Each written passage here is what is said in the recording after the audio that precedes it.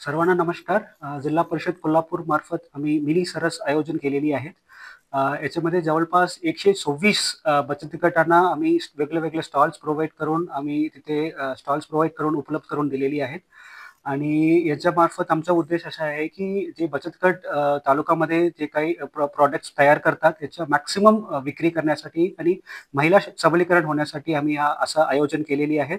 आणि या व्यतिरिक्त प्रत्येक दिवस संध्याकाळी एक छोटासा कल्चरल प्रोग्राम सुद्धा आम्ही आयोजन केलेली आहे.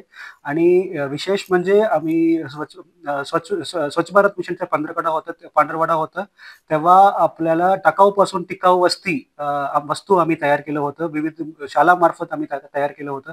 ते सुद्धा एक्झिबिशनसाठी आम्ही इथे ठेवलेली आहेत.